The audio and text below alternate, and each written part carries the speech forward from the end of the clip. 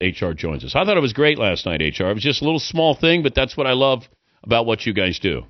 Oh, thanks, DP. Yeah, no, that's pretty cool stuff. That's so elementary. It's Little League. But the one thing that I didn't see, guys usually do that. You time the pitcher, but you don't take full hacks like he was taking. So he really he got about 8 pitches before he got up to the plate and got a chance to time the pitcher. It's pretty amazing. But pitchers don't like that when they see somebody in the on-deck circle doing that, right? No, absolutely not. I've seen guys actually throw a ball at somebody. I remember growing up in Corvallis, and I'd go to Oregon State University baseball games, and when I was a kid, a guy got too close to the circle, and one of the pitchers actually threw the ball at him. So, yeah, they don't like that at all. Well, there was a college World Series. I think it was Wichita State. Remember, it was a kid who was a high draft, 2 guys who were high draft picks. He actually drilled the guy in the on-deck circle, right? Yeah. So they'll let you sort of swing the bat, but Worth was taking his hacks as if he was in the batter's box. How much of an advantage is that if you're seeing 5 or 6 pitches and you're swinging as if you were at the plate? Well, there'll be a lot of people who say there isn't an advantage. I think it is because you're able to gauge the velocity of the pitcher. And, whether it's a guy who's thrown 9 innings or whether it's a reliever that comes in, just because, hey, the report says he throws 95 doesn't mean he's throwing 95 that day. So you're able to get a gauge of actually what is the velocity, how hard is he throwing, and it works. It really does. I want to look at the Baltimore Yankees series, and then we'll work our way back to some of the other ones. But with this, as close as they've been, and now you got Game 5, and what has transpired since, in the first 4 games here, is it the Orioles pitching or it's just bad hitting on the Yankees' part? Boy, that's a tough question. I've been thinking about it the whole time. I mean, they've done a great job of pitching, but they should not be dominating a Yankee lineup like this. They've got too many good hitters, and it's been unreal how many guys are not coming through. I mean, Jeter is unbelievable, isn't he? To see him continue to perform regardless every season, he doesn't fall off.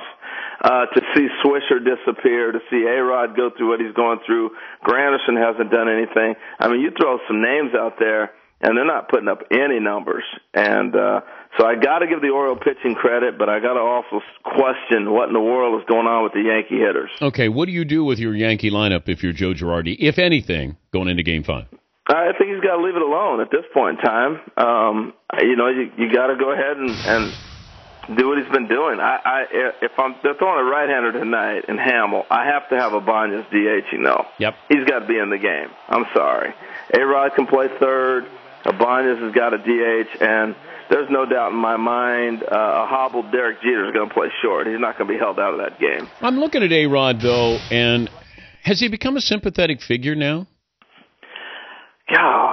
No, they love to boo him, and he's had some situations. Yesterday, I was kind of, fighting for him up until yesterday. He did have some bad at-bats. But in a series like this... Well, what do you mean you were fighting? You were defending him? Well, yeah, I look at it this way.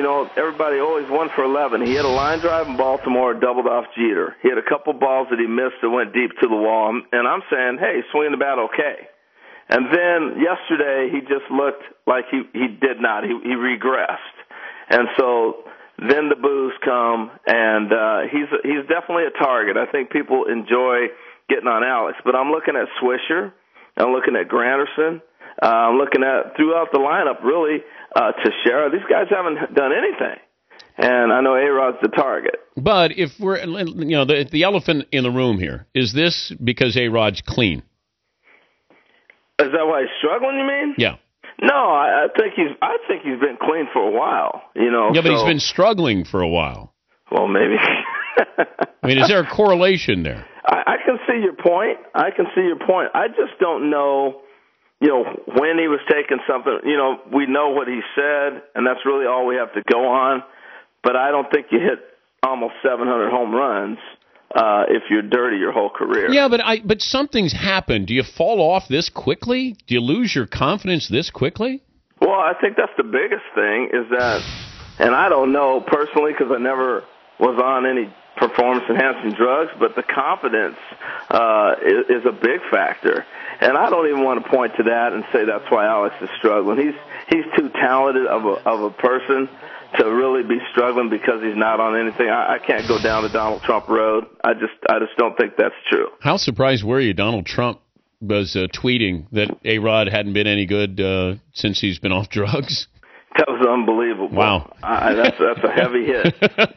All right, so you have that coming up tonight, and you have the Nationals against the Cardinals. Poll question, McLovin. I'll ask HR that.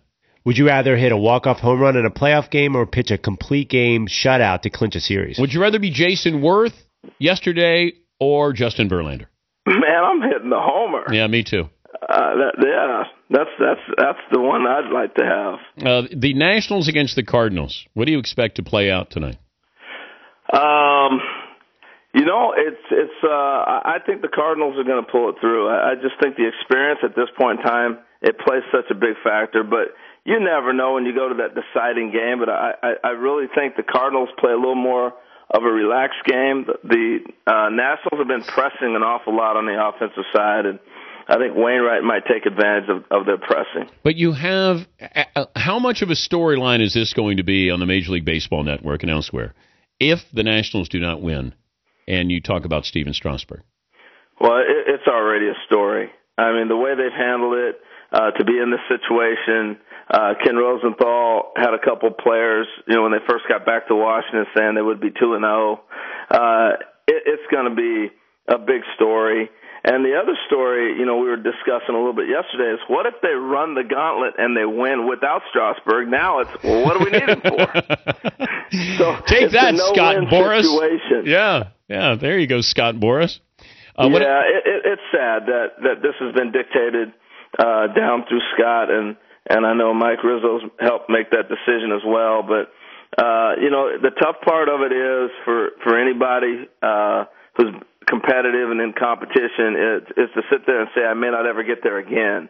And you got a healthy guy throwing on the side and not throwing in the game. It's tough to see. I understand their argument. I get it. But from a baseball standpoint, I just don't know when you get back again. And he's healthy. You want to see him throw. Right, okay. And the last part on that, DP, is I really think Strasburg, getting to know him the little bit I did, he wants to play. And I think he's getting painted in a bad light. Who wins tonight? The Yankee game? Yeah, well, there's two games. There's two games. I had the Orioles going into the series. Okay. And I think the pressure is all on the Yankees, and they're not playing well. I think the O's pull it out. So you got Cardinals? And on the other side, I think the Cardinals win. Thank you, HR. The two visiting teams pull it out. Thank you, buddy. All right, bud. Thanks for having me on. I appreciate it. All right, Harold Reynolds, Major League Baseball Network.